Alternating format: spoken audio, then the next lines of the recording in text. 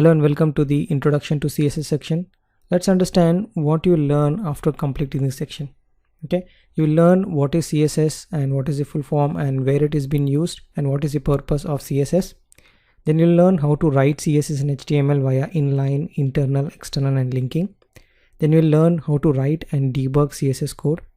Then you'll also learn 12 different types of CSS selectors and how to write them in different formats. Then you learn about pseudo classes and elements. Then you learn how the CSS rules are applied with precedence. Means you learn which rule has more precedence over the other. Then you learn how to add colors and text formatting with CSS to your HTML element. Alright, so these are the topics that we'll cover in this section. Hello and welcome to the lecture on CSS basics. So let's understand what is CSS. So CSS stands for Cascading Style Sheet. That is the full form of the CSS. And what is that style means? Style means adding colors, increasing the font of the text. Basically, you're giving a look and feel to your website. Okay, so that's what the cascaded style sheet means. Okay, so let's look at what is the purpose of CSS. So we know HTML is used to describe the structure of the web page. Then what CSS does? Well, CSS is used to design the content on the web page. So HTML does one job of structuring all the elements together. It doesn't do the designing part. The designing part is done by the CSS. When I say designing, again, adding the colors, laying out the elements in a proper format. You want header to be on top, footer to be on the bottom. You want the sidebars, all those moving of the elements on the page and increasing the font, decreasing the font, changing the color of the fonts, adding all those styles to your page is done via CSS. When we have looked in HTML, wherein you can just write plain old HTML, and then whatever you write, browser decide what color to be shown and what size to be shown. In CSS, you basically override them. You override all those basic styles and then you start defining how your font should look like, what is the color of the font should look like. You can even change all the default settings of all the default tags in the HTML. Okay, so CSS is used to design the content on the web page. So let's look at what are the things you can control via the CSS. Just a very high level overview of what you can do with CSS. Well, CSS help to control the layout of the page. When I say layout, you can move things around. When we looked at HTML, you were not able to move anything apart from just doing the align left, right and center. Right? You can actually move things around all the elements inside the page via the CSS. Then you can change the color of the text. You can change the size of the font. You can actually add the spacing between the text. So you can decide when two elements come together, how much space you want. You can decide all those things via the CSS. You can decide the height and width of the elements. Basically, you're doing the complete web page look and feel via the CSS. So understand the difference between HTML and CSS. CSS is styling the page, creating the design of the page. You are changing the look and feel of your website. You are adding colors, you're changing font, moving things around, and then you're trying to give a nice look and feel for your website. That is done via CSS. CSS main purpose is to style your website. Okay, so let's look at some of the usages of CSS. CSS are written in a file with extension .css and it is linked into the HTML pages. In the next lecture, we'll understand how many types of CSS you can link into your HTML. One of the way is to write into a .css file and then include them into a HTML page. The other way is also possible, but this is one of the way. You can load the CSS once per page and it will manage the entire page layout and the presentation. So you don't have to write multiple CSS. Well, it's up to your choice, but you can still have one file, all the CSS dump into it, and then that CSS we can control the whole website. And it helps to change the page layout based on the screen and site is viewed on like mobile, tablet or computer screen. Okay, this is basically responsive web design wherein you can choose to have different size and width of your website based on which media that they are used. When I say media, it could be mobile, tablet or computer screen. So this is being controlled with the CSS. CSS helps to separate the presentation work from the HTML page and the developer can actually focus on building the content and displaying it separately. So there are two teams. One team can just focus on writing the HTML page and one team can really focus on designing the things. Okay, that's basically the differentiation between HTML and CSS. So the global standards also suggest that you use CSS and do not use any HTML attributes to style the tag. If you look at any of the HTML tags, you will still find some of the styling attributes available in the HTML. So it is a global standard. Remember this standard. If you are writing HTML and CSS, make sure all your stylings go to CSS. Don't write any stylings in the HTML. Okay, HTML attributes, the tag attributes have some styling. Stop using it, because now with the CSS you should move all your styling to CSS. And also for our projects, we typically tend to use CSS. We don't really write anything in the HTML. Alright, so let's look at an example of an CSS. Let's say someone asks you to do this task. Someone say, okay, you have an h1 tag and it is black in color. So can you change the h1 tag output, which makes the text in red in color, and increase the font size by 12 points. Okay, maybe the font is 10 size, 10 points. You want to change it from 10 to 12, and you want to change the color from black to red. Okay, this is not possible in HTML because you can still use some attributes to do it, but that is not recommended. To do this kind of job wherein you are changing the color, increasing the font, this kind of stuff is done in CSS. And how it is done? This is how it has been done in CSS. Okay, the one that is on the left hand side is called as selectors. Selector is nothing but the rule which says that where this rule has to be applied. Okay, so as of now, using this selector, it is saying apply this rule on the h1 tag. Okay, that's what the selector is saying. Then you have the curly braces open and curly braces close. All these styling that you're writing for h1 tag is under this curly braces. So all this styling or properties that you're writing is called as declaration block. Okay, you're declaring the CSS inside the declaration block. Okay, and you see there are two types of declaration. They are separated with a semicolon. Color is red, font size is 12.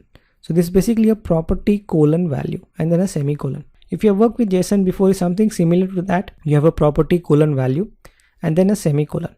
Okay, so you have two declarations. First declaration say color should be red. The second declaration say font size is 12 points. Okay, and this is how you write your CSS. And the selector is basically saying where this rule has to be applied.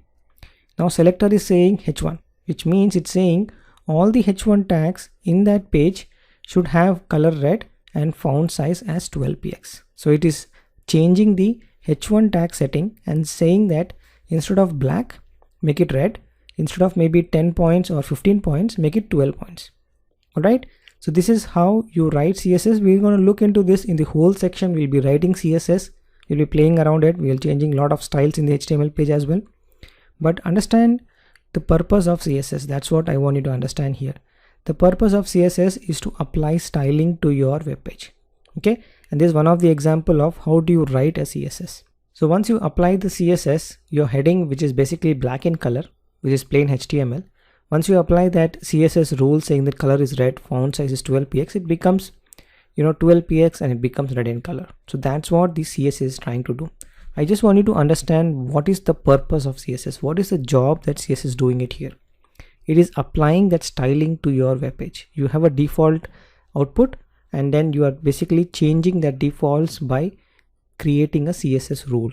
Okay, we're going to see how to create a rule, how to add it, but understand the purpose of CSS here. Alright, so let's create some CSS and have fun with designing the web page.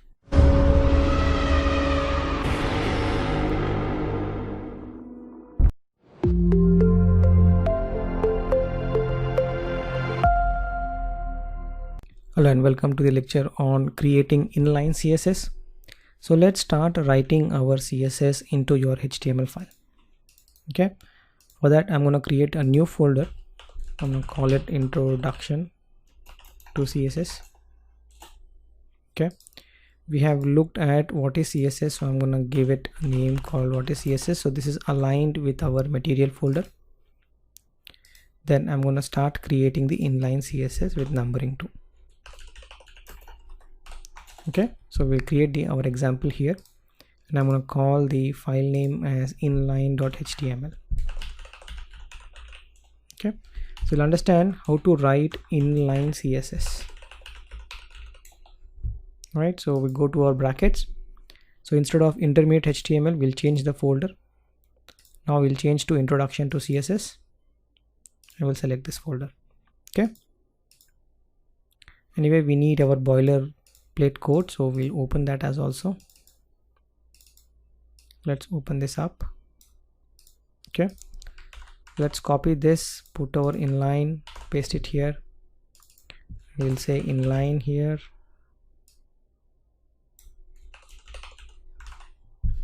inline here. Okay, so what is meaning of inline? Inline means writing CSS inside the tag. Okay, that is what inline means. Okay, so let me write it up. Inline CSS means writing CSS rules inside the HTML tags.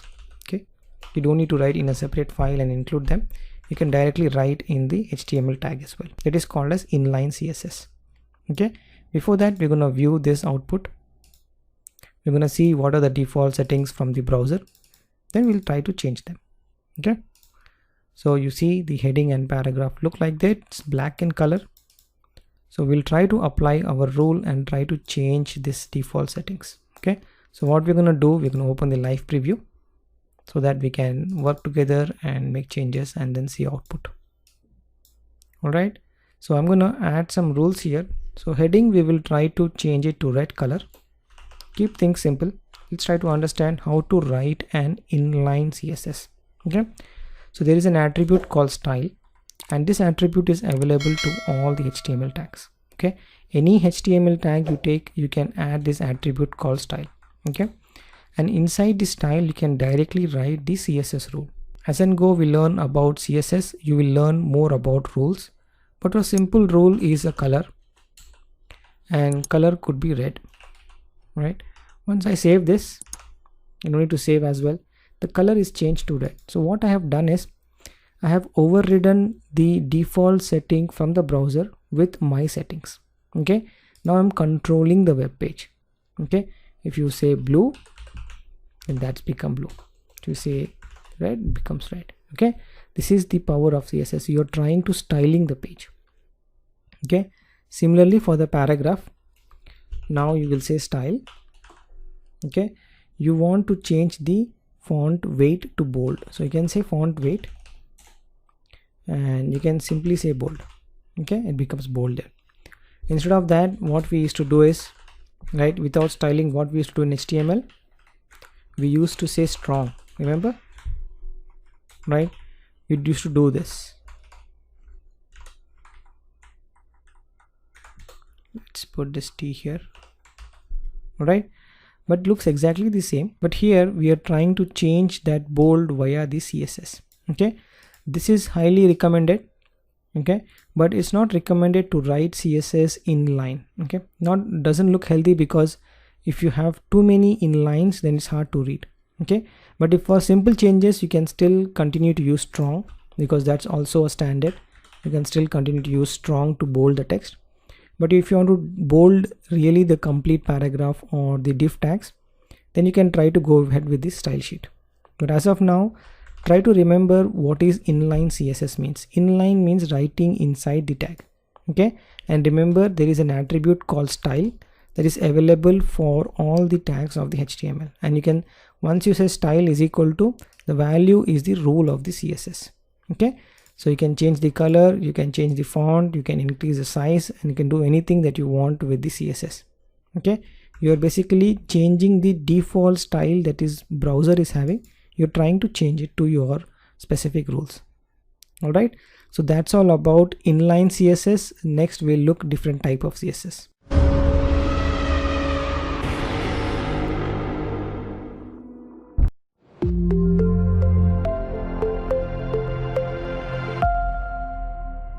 Welcome to the lecture on comments. So let's understand how to write comments in CSS. Okay, we'll create a folder for it. We'll copy internal and then we'll call it comments. Okay, we'll open that file in the brackets. Okay, and we will say it comments. Okay, and understand the comments that you're writing for CSS has to be inside the style. Okay, don't write CSS comment outside, because outside the CSS it will be HTML comments, right? Whatever you write here is HTML comments. Okay, whatever you write inside the style, it will become the CSS comments. Okay, so CSS comments are like this. You open the front slash asterisk and then the asterisk front slash. Okay, so that's how you write a comment in CSS. So understand there's a difference between how do you write comments in HTML and how do you write comments in CSS.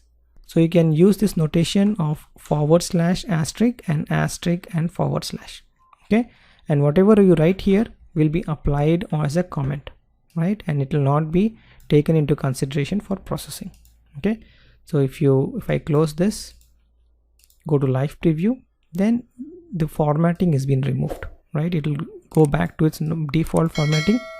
If you want to just do the comments for H1, you can do that like this. And how do you do single line comment? You can say single line comment.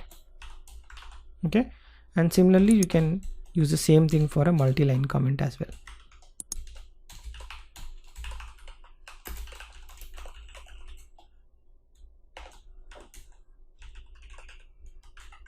So here is your single line comment and here is your multi-line comment.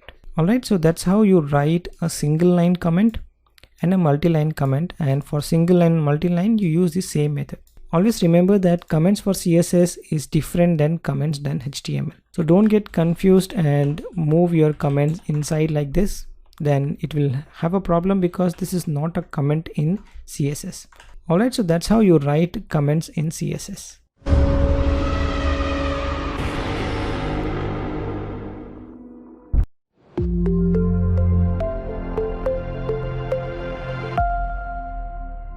Hello and welcome to the lecture on internal CSS. So we have seen inline. Let's look at internal CSS. Okay, so I'm gonna copy paste this file, put under internal, and I'm gonna change it to internal. Okay, as the name suggests, the internal is you're writing CSS inside the HTML file. Okay, let's open that up. Let's close inline. Okay, and make it internal.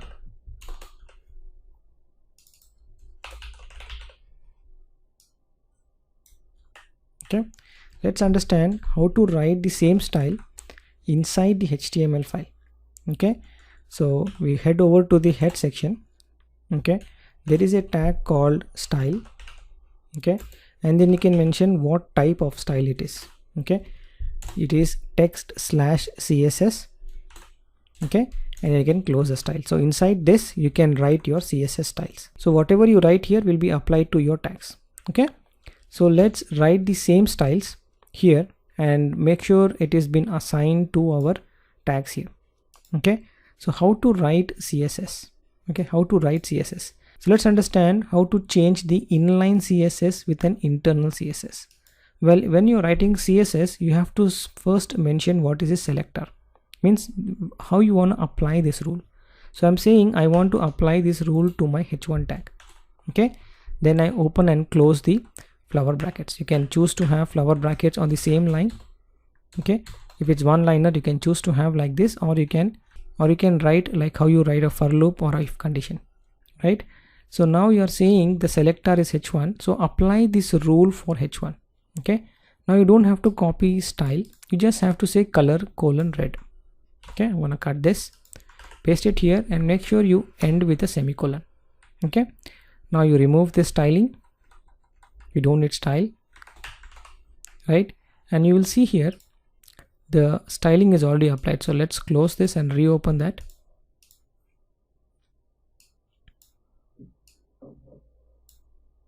Right, so you can see we have moved our styling from tag to inline inside the HTML page. Okay, and you have used the selector as the HTML tag. Okay, now we will change the another selector, that is P, and we'll say font weight is bold. All right, okay, you can see the same effect, no change in it, but this time we have used a method called internal CSS. Okay, This is how the internal CSS you will write. And remember, we are writing in the head section, not in the body section.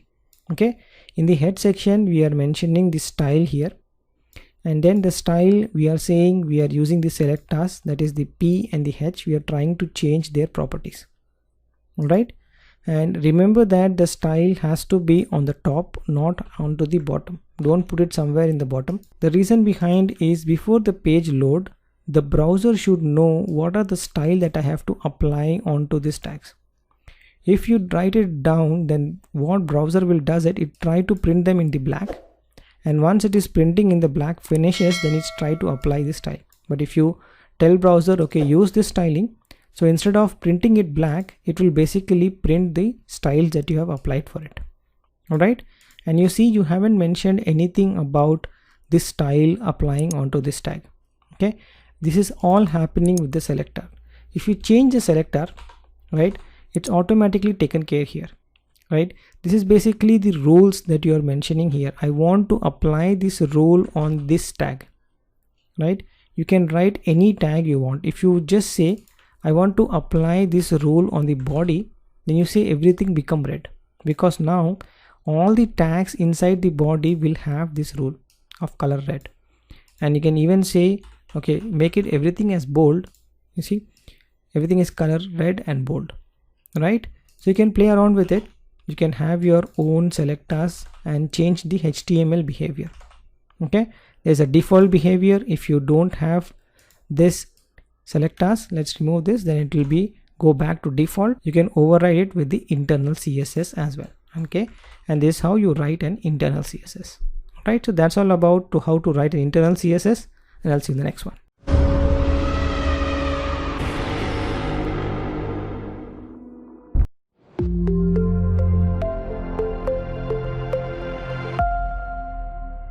Hello and welcome to the external CSS lecture. So let's create a folder and we'll call it as an external CSS. All right, and we will use internal.html and we'll call it external. Okay, let's open this up. Okay, we'll call it external.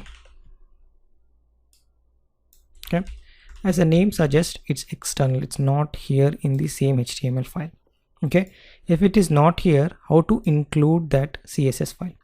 So before that, we know if you want to write a style sheet, you have to write in .css file. So let's create that file, style.css. all right, so now you have the style sheet.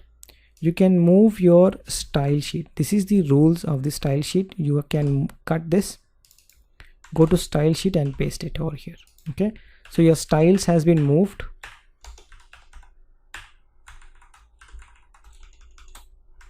to a different file. All right, now the question is, how do you gonna call that style sheet? Okay, your style sheet is sitting somewhere in this different file, but now you want to apply this rule onto this HTML file.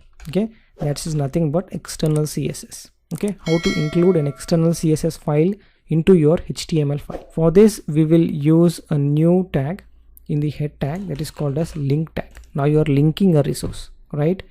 And you are saying what type of resource we are linking. We are linking a style sheet, right? CSS style sheet. And what is the type?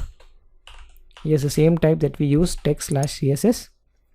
And then where is the file? So you'll say href, my file is style.css, and to which media you want to apply this. I want to apply to screen. All right, and I'm gonna close the link tag. So I've successfully imported a style sheet inside my HTML file. Okay, so let's look at the output now. So I'm going to save this, run the live preview, and we should see heading in red color means the style has been applied. Okay, if you give wrong names, you can see the styling is gone, so you cannot find the style. All right, so you can find the style now. So if you, what happens if you give a wrong style sheet name? Go to inspect, go to console, and you can get basically this 404 error. Okay, This 404 error is saying it's unable to find this file. So you will have such kind of errors when you make mistakes in the linking. So be aware of it. When you link something, make sure that resources is available, or else everybody who is accessing your page will get these errors onto their browser. Okay, not a good sign to show errors on the browser for your web page. Try to make sure you check all these things. Make sure all the resources that you are importing into your HTML file is available and accessible. Alright, so let's change back to style.css, and then the style has been applied. Okay, this is called as external CSS because your CSS is in style.css. Remember, we are not writing the style tag here, right? The style tag was in HTML. This is CSS. In CSS there is no HTML. Okay, so when you write CSS file, you just write CSS. You don't write the HTML code here. Okay, you just write the rules here. Okay, once you write the rules, you go to HTML page and then you use a tag called link. Again, it is in the head section. You mention what is the type, that is a style sheet. You mention what is the type of this style sheet, that is text/CSS. Then you say what is the path, then what is the media that where you want to display this. All right, so once you do that, linkage is done, then style sheet gets loaded, and then it will try to change those styles as per your rules mentioned in the style.css. That's all about how to import an external style sheet into your HTML page, and I'll see you in the next one.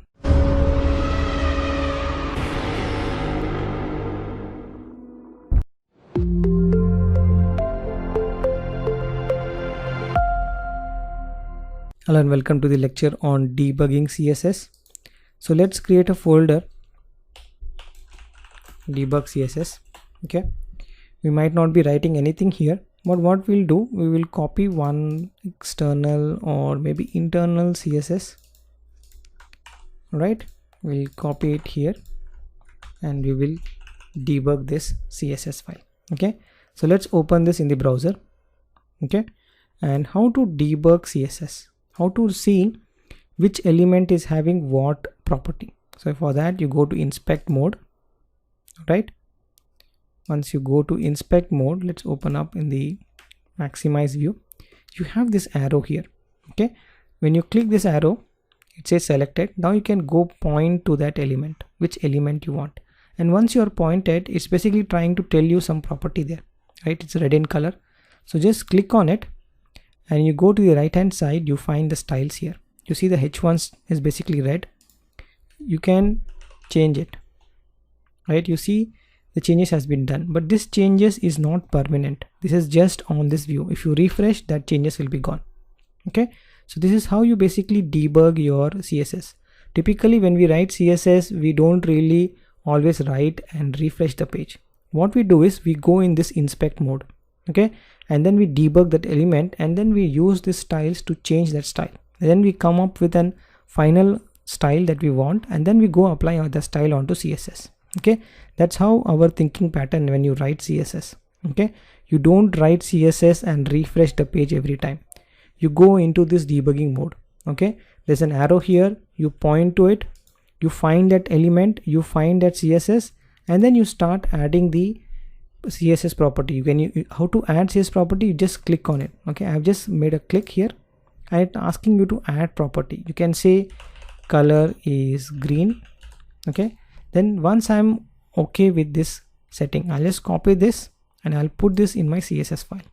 Okay, every time you think that okay, you have made some mistake, just refresh the page, all the changes are gone. Okay, you can even click on the element to basically, you see the styles here, click on the element, the style will change. Okay, and you want to know where it is coming from, it is coming up from debug.html. Okay, so if you are using an external one, let's review the external CSS. Let's open that up, go to inspect mode and then go to paragraph. Right, you can see it's style.css. so now you know this setting is coming up from style.css. You can click it and open that file. Okay, but the best way is you go to elements. Okay, and then you use this arrow to mark that element, then go to styles, and then you can add your own settings here. Okay, I can say color is green. Okay, you can even add new elements. If you want to add new elements, you can even do that. Right, You can say P color is blue, and I don't want to have this rule. I will just unmark it. Okay, you say it's went back to blue. Okay, so you're playing around by writing CSS on the fly. Okay, this is how we do it. We don't write in CSS because it's hard to debug from there. You have to refresh the page only to see an output. But this is the way you have to debug your CSS, and this is the fastest approach to edit the CSS files. Okay, I highly recommend you play around with this, and you will get used to it, and you will find yourself doing this a lot rather than writing the CSS and refreshing the page.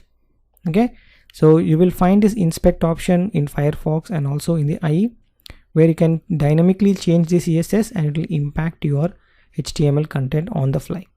Okay, so that's all about how to debug an CSS style sheet, and I'll see you in the next one.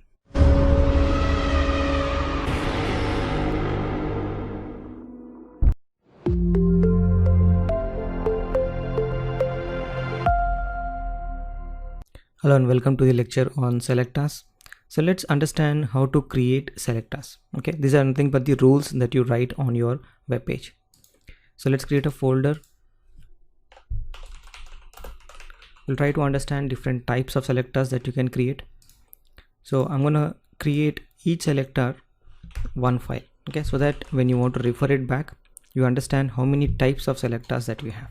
Okay, so I'm gonna name it from 1 to 12 selectors that we're gonna see here. Alright, so let's write the selectors first. So I'm gonna open my brackets here. Alright, so let's open our file selector.html. So I'm gonna copy paste the basic boilerplate here. Alright, so let's start writing a selector. So how do you write a selector? Okay, so let me show you the syntax first, then we're gonna start writing the selectors, all different types of selectors. So the name of the selector is like this. We have seen this previously, how to write CSS. So the name of the selector is basically nothing but the name, okay, where this rule should be applied. And inside the selector you have something called as property colon whatever the value of it, and this is called as declaration.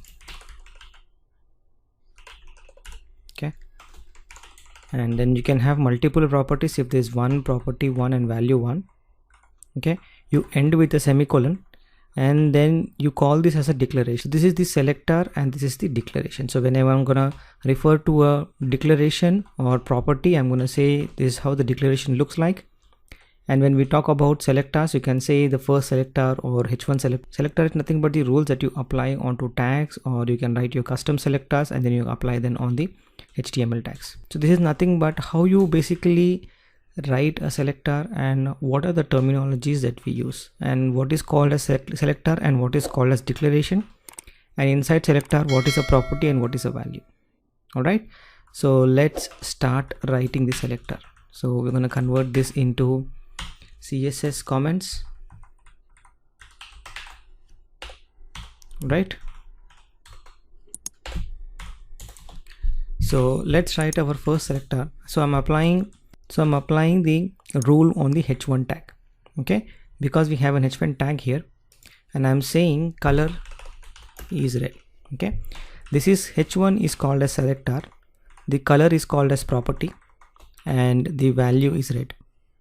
Right, similarly for p tag we will apply the property of font weight as bold.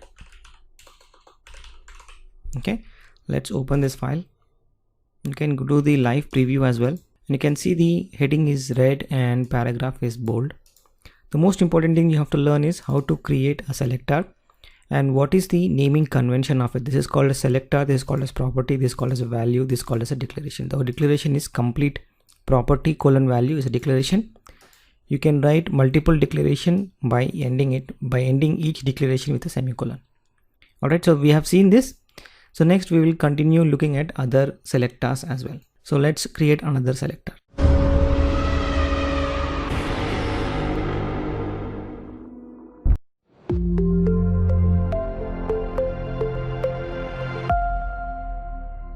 So let's create universal selector as our second selector. So I'm calling it universal.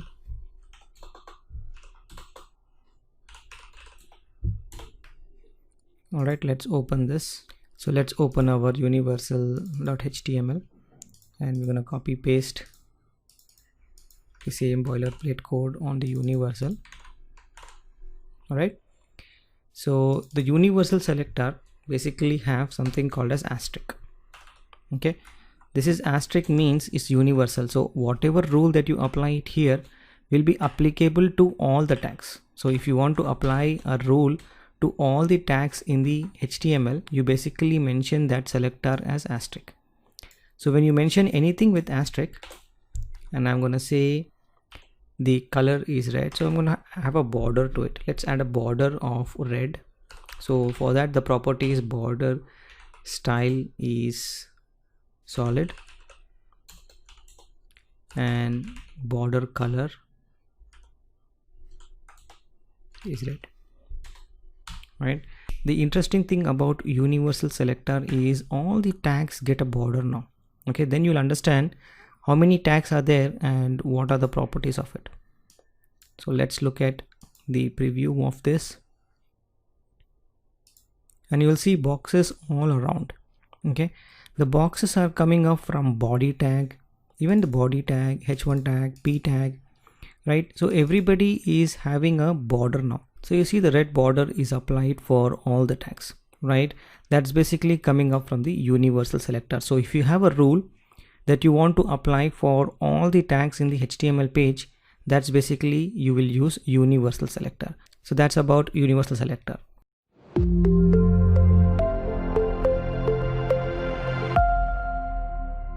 Let's look at another selector called as type selector. Type selector is basically you're mentioning the HTML tags. Okay, so let's create that type selector. I'm going to copy paste this universal selector.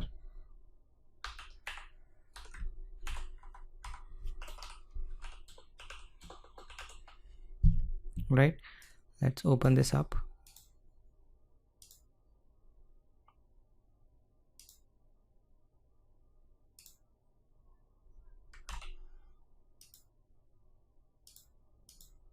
I'm going to copy paste all the type selector into this.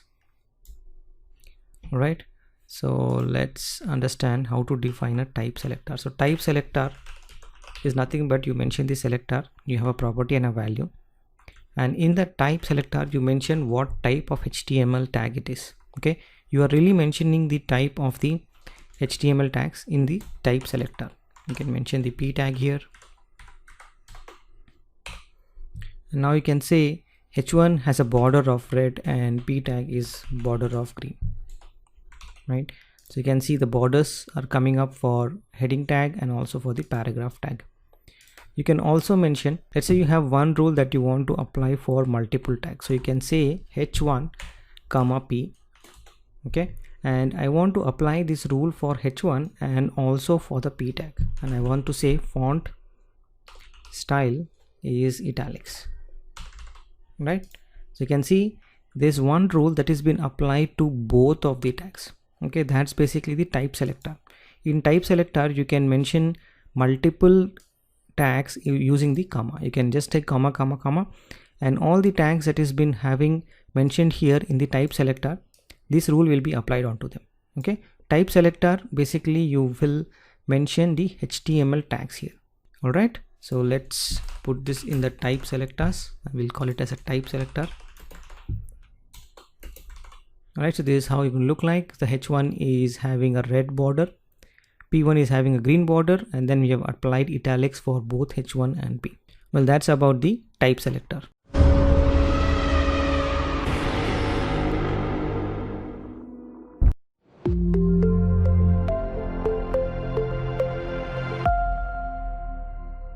Okay, so next let's look at class selector. So I'm gonna create, copy paste the same file. So I'm gonna say class. Okay, class selectors are custom selectors. Okay, it's custom because you predefine whatever you want as a name. I'll call this as a class selector. Okay, and how do you define a class selector? You put it as a dot. So when you mention anything as a dot, it becomes a class selector, means it is not an HTML tag, but you can assign this selector to any HTML tags. look at how we're gonna do it. And remember, anything that you mention dot in the front, it becomes the class selector. Okay, this is a type selector, so we'll convert it into a class selector. We'll say red border. Okay, and this one is a green border.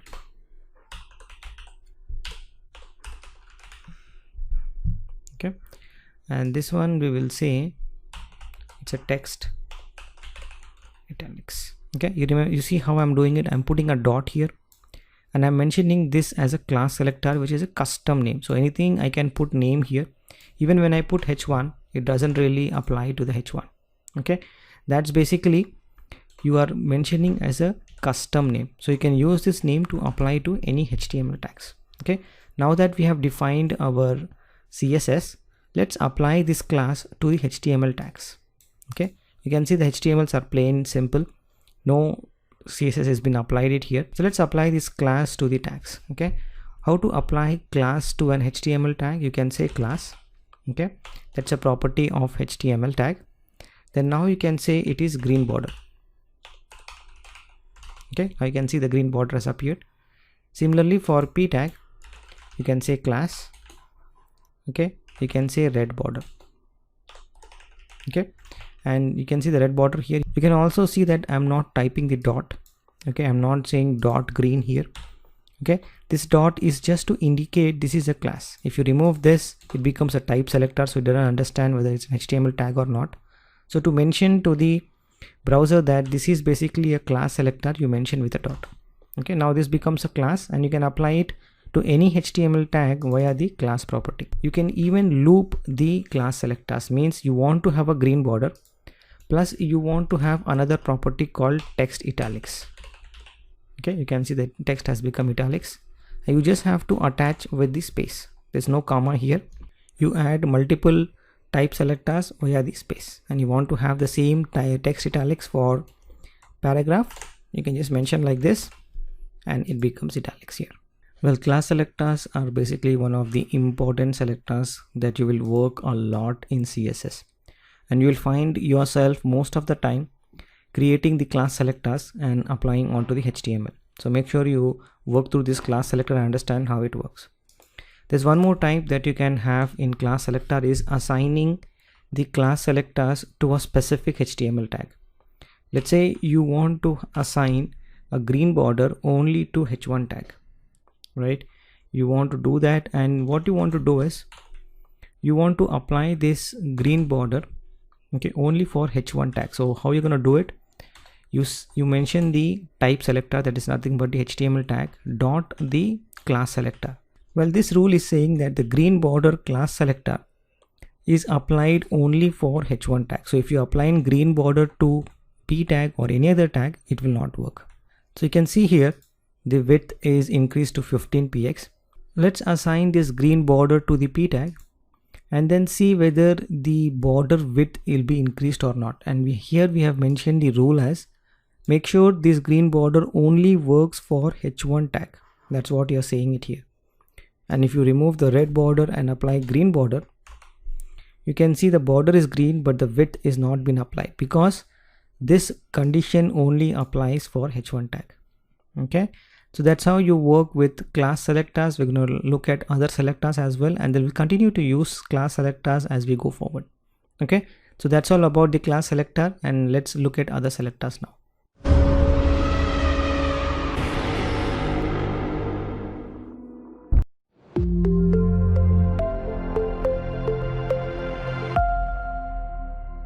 Let's look at the ID selector. So let's save our file and we'll use the same class and we'll convert into an ID selector.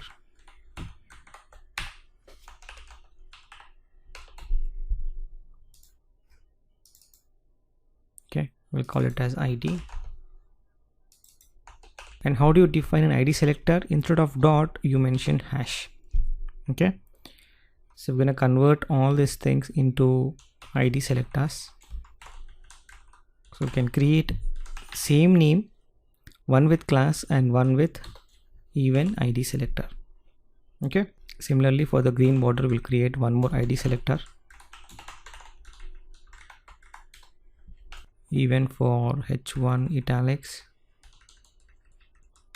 For this one you can create the similar names, and also for h1.green border, how you think we're gonna write the id selector? So instead of dot you mention hash. That's all you have to do. Alright, so let's start applying the rule. Okay, there is a difference between id and the class, because you see you have same rules, one with id and one with class. So you have to understand what is the difference between id and the class. So we're going to discuss some of the differences here, and we'll also understand how to apply id. Okay, so for id you have a property called id, and you just have to mention the property name. So I'll say green border, and I'm gonna say id selector custom name, right? And similarly you can mention class. Okay, same green border, you can say id selector, this is nothing but the class selector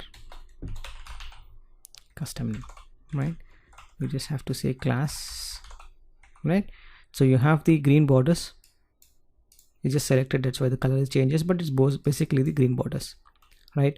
Now what is the difference? You cannot have multiple rules for id selector. Let's say you want to do text italics, okay, and you save it, it's not applied it here. Actually the rule itself is gone, right?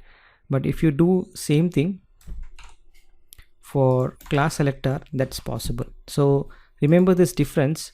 For id selector you have to have one selector, you cannot have multiple selectors with the spaces. Okay, once you do that, means the actual rule will be gone. It consider everything as one selector, right? For class you can loop the selectors with the spaces. Okay, that's one of the differences.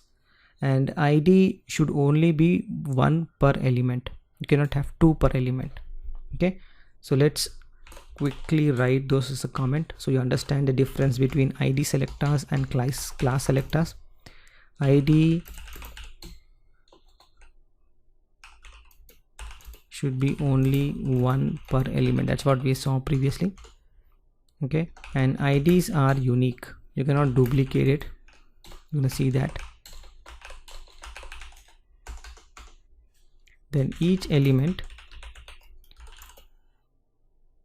can only have one ID, you cannot have multiple IDs. And each page at the page level can have only element with that ID. Okay, you cannot even duplicate the ID at the page level. Okay, I'm going to show you that what that example means. All right, so what is this rule that says IDs are unique? Okay, you should not create something like this. Okay, you should not repeat IDs inside the same element. You can repeat the ID in the different elements, but don't try to make a habit of writing IDs of the same elements. All right, it won't take much impact, but the way it is ID is being used, ID is basically an identifier for your element. And if you go to JavaScript, ID is basically will be a reference point of this element in the DOM. So typically when we write ID, we tend to have unique names. We don't want to duplicate names. You'll have challenges when you want to mention IDs for your element, that is nothing but the reference names of your element. And if you duplicate it, then it's hard to find unique elements in the HTML pages. So it's always recommended the IDs should be unique. So most of the time you will find yourself to work with classes, because classes, once you mention, then you can have multiple selectors using the classes. The other benefits which we're going to discuss. And also ID is nothing but the reference of an element. So typically you use it for referring that element. Okay, and make sure you don't duplicate IDs for each of the elements. Okay, so let's look some of the differences between ID and CSS. Let's get a new file and find some differences there.